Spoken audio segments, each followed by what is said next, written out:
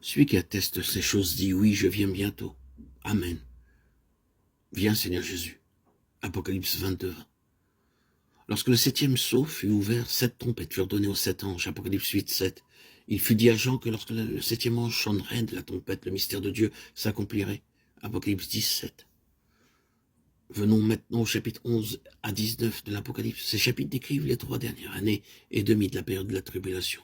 Au moment où le 7e ange sonne de la trompette, tous peuvent voir que le Seigneur Jésus-Christ va régner. Nous avons 3 armes par lesquelles nous pouvons vaincre le diable.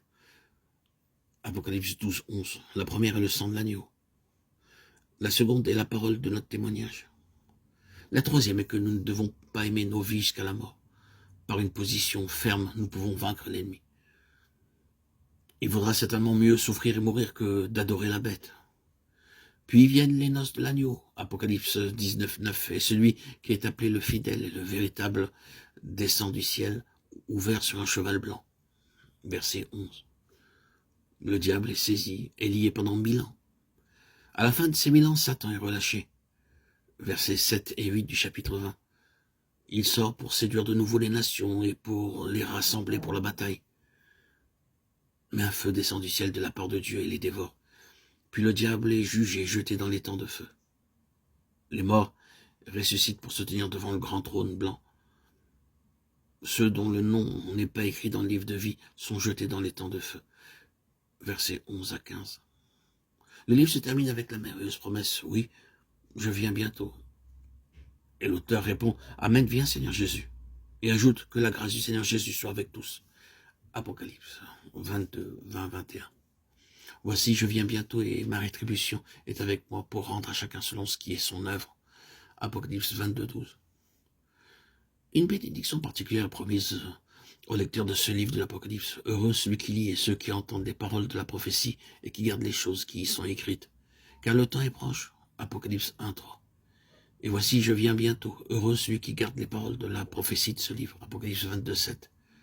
Le message de ce livre est donné en vue de nous préparer pour la seconde apparition du Seigneur Jésus-Christ.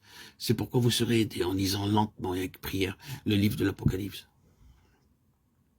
Une bénédiction nous sera donnée alors que nous commencerons l'étude des 7 dons donnés au Saint-Esprit selon l'Apocalypse 1, 1 à 6, 3, 1, 4, 1 à 5 et 5, 5, 6. Le nombre 7 dans la Bible parle de perfection. Lorsque Christ parle de ces 7 esprits, il entend par là l'œuvre complète et parfaite du Saint-Esprit dans nos vies. Dieu dit en fait, connaissez-vous la signification de cet esprit? Alors, laissez-les travailler en vous librement, et vous serez élevés jusqu'à mon trône. Les 7 esprits parlent de l'esprit tout entier. Cette portion de phrase, les 7 esprits se retrouvent 4 fois dans les chapitres 1, 4, 3, 1, 4, 5 et 5, 6. Nous pouvons diviser l'œuvre du Saint-Esprit en 4 parties. Premièrement, 7 noms sont donnés au Saint-Esprit dans la Bible. Deuxièmement, il y a une œuvre septuple du Saint-Esprit qui se poursuit très tranquillement dans le croyant. Troisièmement, il y a une œuvre septuple du Saint-Esprit visible pour les gens du dehors. Quatrièmement, il y a une œuvre septuple du Saint-Esprit dans le ministère du Seigneur Jésus-Christ.